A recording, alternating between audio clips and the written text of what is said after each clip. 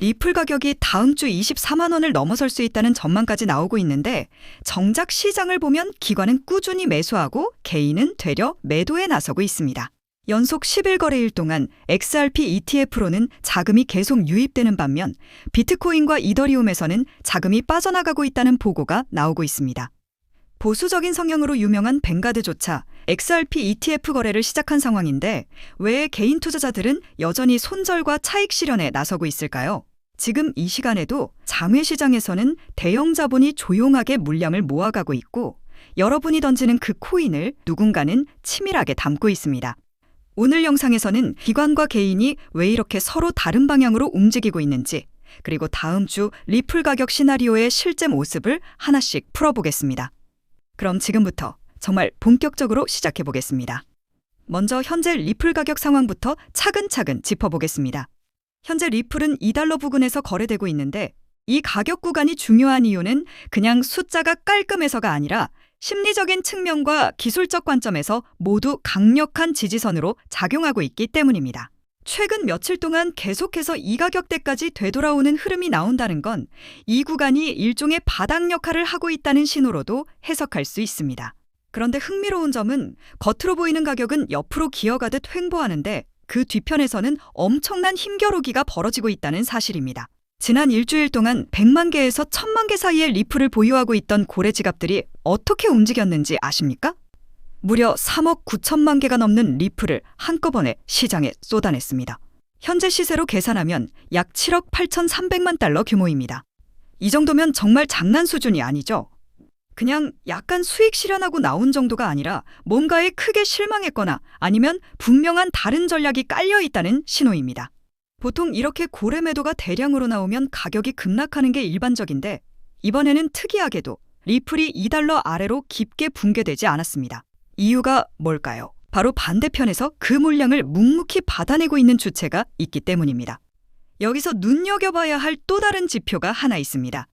바로 HODL 웨이브라는 데이터인데요.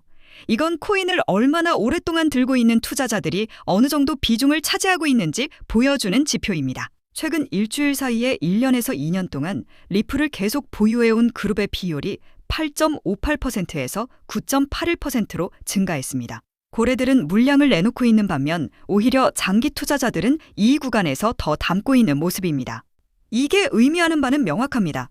단기 매매를 통해 수익을 내보려던 투자자들은 지쳐서 하나둘 시장을 떠나고 있지만 리플을 길게 보고 있는 투자자들은 오히려 지금을 저점 매수 기회로 판단하고 있다는 겁니다. 이런 구조에서는 당장은 가격이 꽉 막힌 것처럼 답답하게 움직이지만 방향이 한번 정해지고 나면 그 다음 폭발력은 상상 이상이 될 수 있습니다. 하지만 이야기할 내용은 아직 더 남아 있습니다. 최근 리플이 2.197달러 구간에 있던 강한 저항선을 단숨에 돌파했습니다. 기술적 분석을 중시하는 트레이더들 입장에서는 상당히 의미 있는 신호입니다.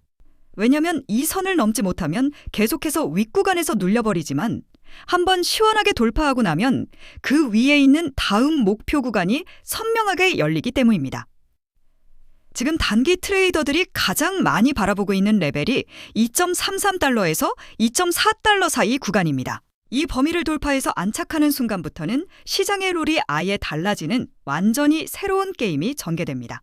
물론 항상 그렇듯이 반대되는 시나리오도 존재합니다. 만약 시장의 약세 모멘텀이 더 강해지고 고래들의 매도 압력이 계속해서 확대된다면 1.94달러 지지선이 무너질 위험도 있고 그 경우에는 1.85달러 부근까지도 조정이 나올 수 있습니다.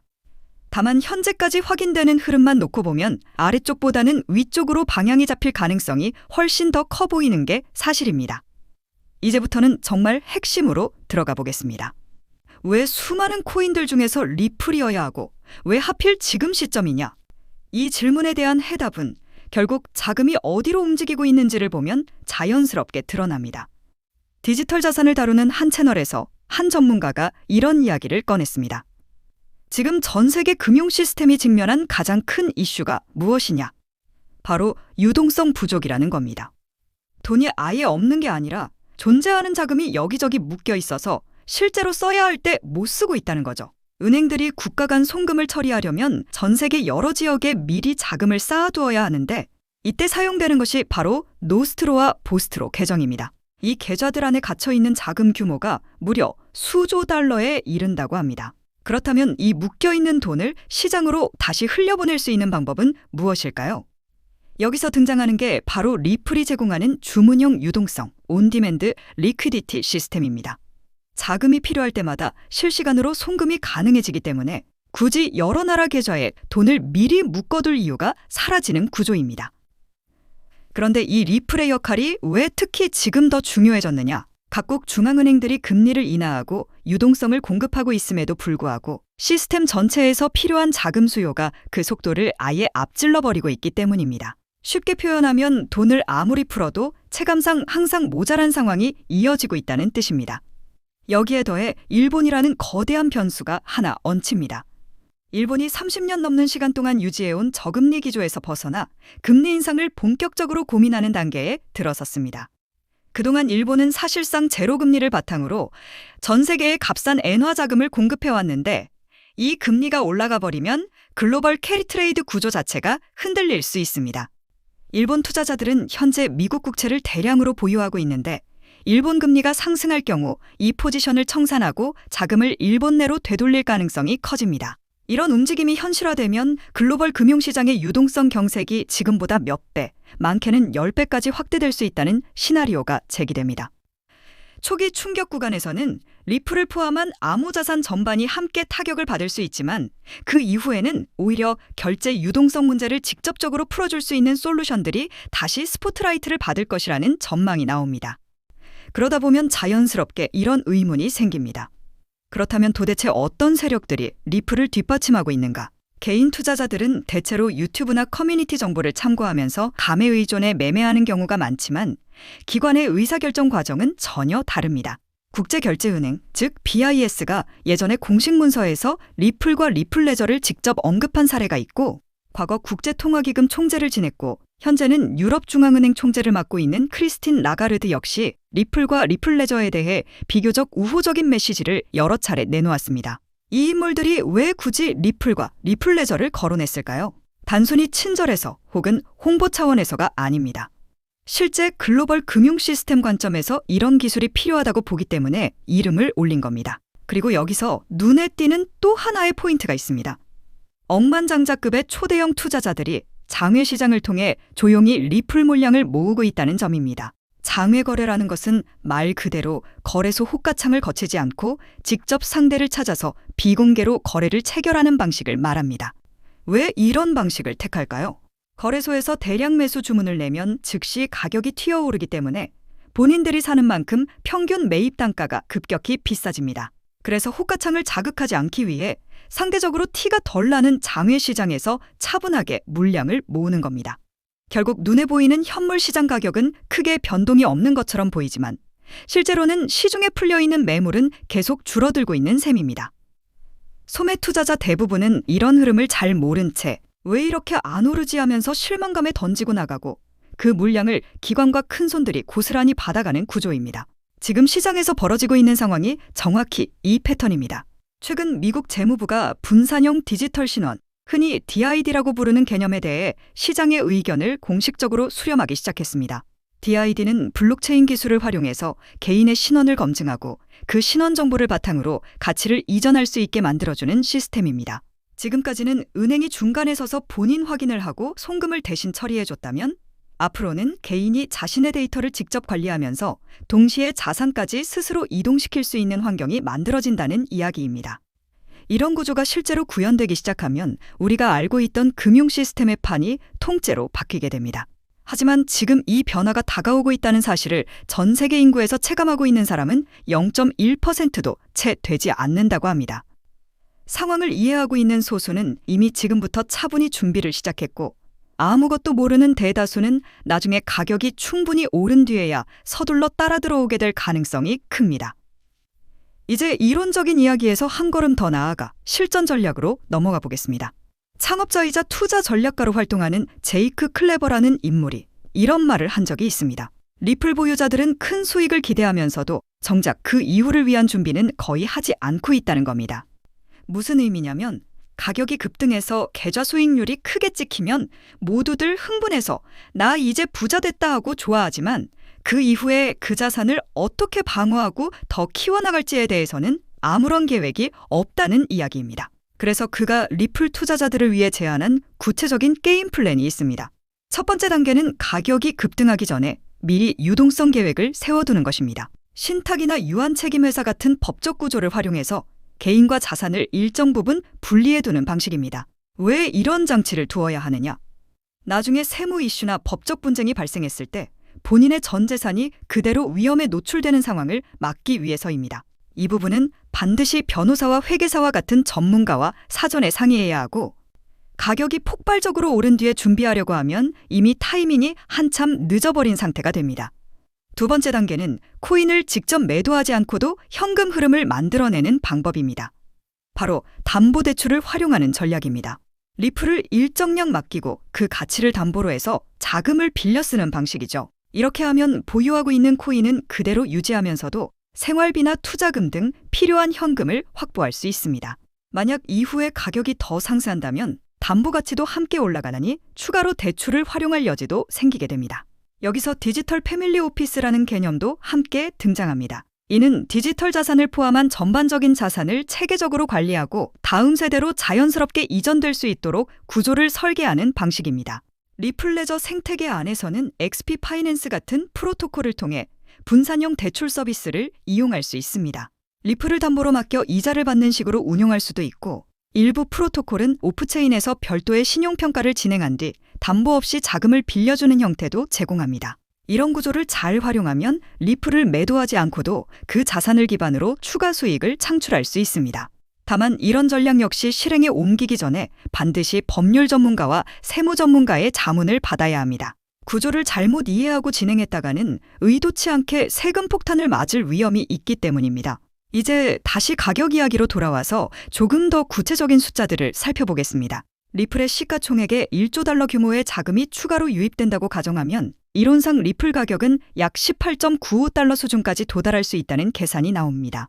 물론 어디까지나 수학적인 시뮬레이션일 뿐이고, 실제 시장에서는 투자 심리와 유동성, 규제 환경 같은 수많은 변수들이 함께 작용합니다. 여기서 흥미로운 개념 하나를 더 짚고 가야 합니다. 바로 시가총액 배수라는 개념입니다. 이는 가격을 끌어올리는 데 필요한 실제 자금 규모가 겉으로 보이는 시가총액 변화폭보다 훨씬 적을 수 있다는 뜻입니다. 대부분의 코인 물량은 장기 보유 지갑에 묶여 있고 거래소에는 일부만 올라와 있기 때문에 실제로 손바뀜이 일어나는 양은 전체 발행량의 일부에 불과합니다. 그래서 이 제한된 유통 물량만 움직여도 가격은 생각보다 훨씬 크게 출렁일 수 있습니다. 기술적 분석에 집중하는 트레이더들 가운데서는 지금 차트에 나타난 주요 패턴이 약 360% 상승 여력을 시사하고 있다고 보는 시각도 있습니다. 물론 차트가 미래를 완벽하게 맞히는 것은 아니지만 과거 패턴을 돌아보면 진짜 돌파 구간은 언제나 예고 없이 한 번에 터졌습니다. 2017년 당시에도 비슷했습니다. 며칠 동안 별 움직임 없이 잠잠하다가 어느 순간부터 대형 양봉이 연달아 나오면서 가격이 순식간에 몇 배씩 튀어올랐습니다. 그때 뒤늦게 몰려들어간 투자자들은 고점 부근에서 물려버렸고, 반대로 미리 시나리오를 세워두고 준비해둔 사람들은 그 구간에서 엄청난 수익을 가져갔습니다. 역사는 늘 비슷한 방식으로 반복됩니다.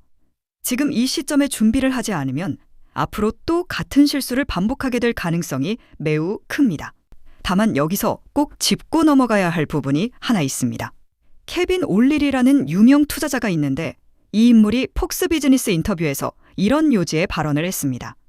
내가 보유해야 할 자산은 분명한 가치가 있는 것이어야 하고 쓸모없는 코인은 안 된다는 식의 메시지를 던진 겁니다. 그는 이어서 자신이 최우선으로 보는 자산으로 비트코인과 이더리움을 꼽았습니다. 또 미국의 명확성 법안이 올해 1분기나 2분기 중에 나올 수 있고 그 시점에 약 1조 달러의 자금이 유입되면서 이 자산들을 중심으로 인덱싱이 이루어질 것이라고 내다봤습니다. 여기서 말하는 인덱싱은 여러 자산을 묶어 지수처럼 패키지로 구성한 뒤 그 묶음에 투자하는 방식을 의미합니다.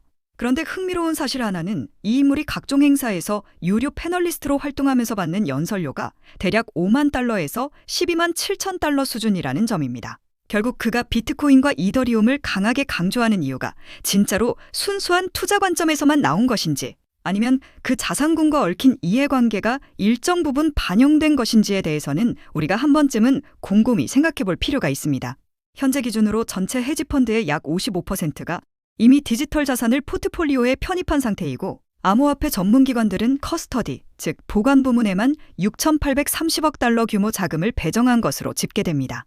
이 숫자가 의미하는 바는 분명합니다. 큰손들은 이미 시장 안으로 다 들어와 있다는 겁니다.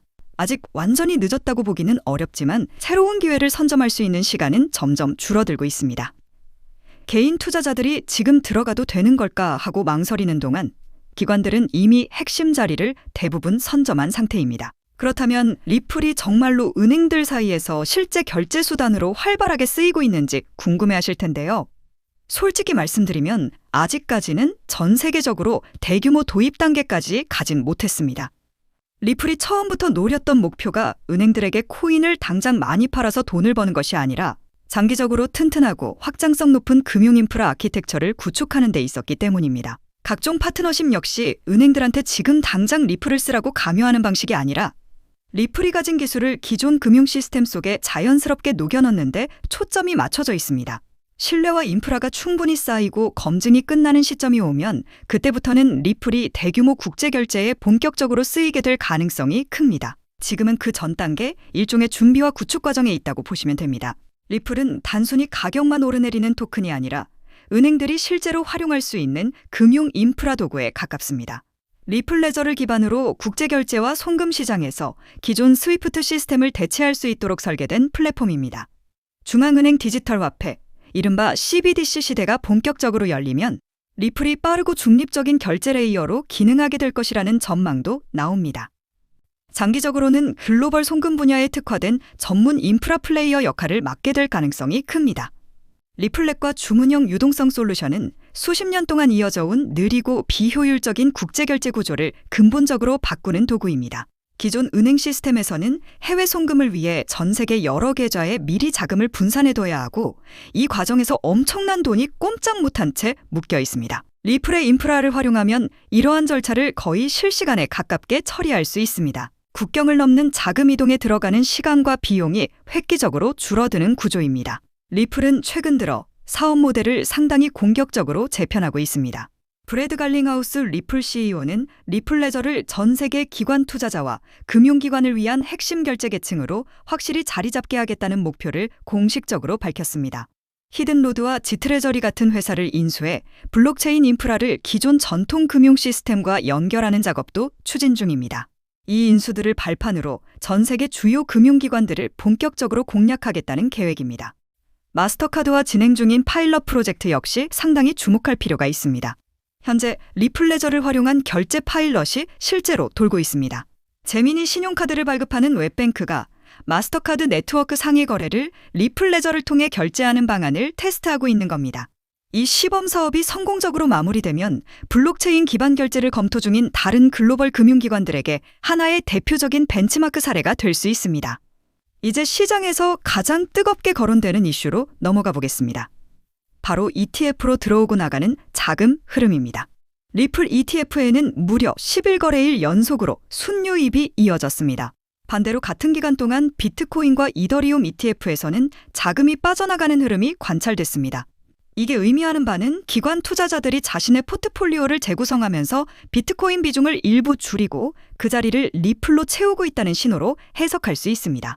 이미 많은 분들이 느끼고 계시겠지만 요즘 블록체인 시장에는 또 다른 가문 비즈니스가 하나 더 자리 잡고 있습니다. 그 유명한 트럼프 가문의 코인들처럼 최근에는 일론 머스크 일가에서도 거대한 프로젝트를 물밑에서 준비하고 있습니다. 머스크 가문은 스페이스X, 테슬라, 뉴럴링크에 이어 이제는 블록체인 사업 영역까지 손을 뻗치고 있는 상황이죠. 이 흐름을 단순히 사업 분야 하나 더 늘린 정도로만 볼 수는 없습니다.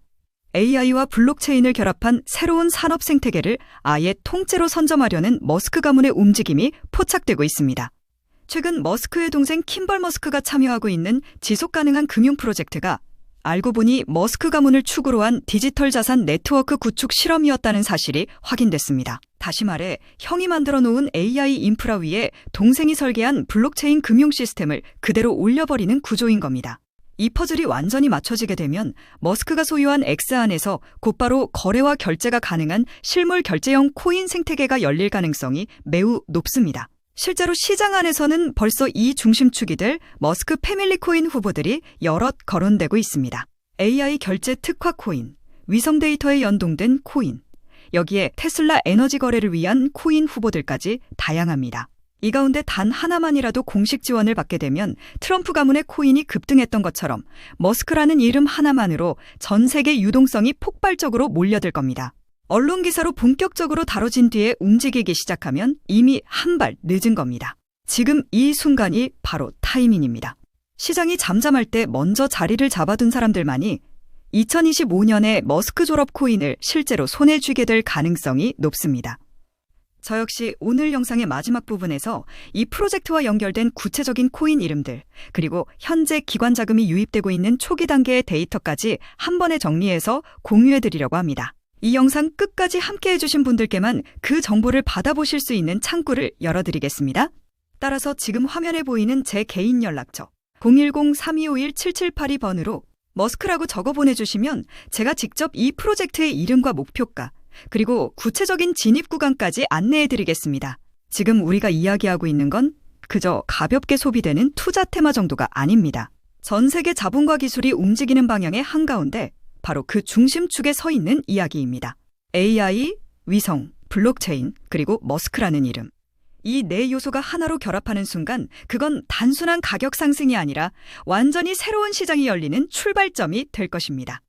영상 끝까지 함께 해주셔서 진심으로 감사드리고 구독과 좋아요 한 번씩 부탁드립니다.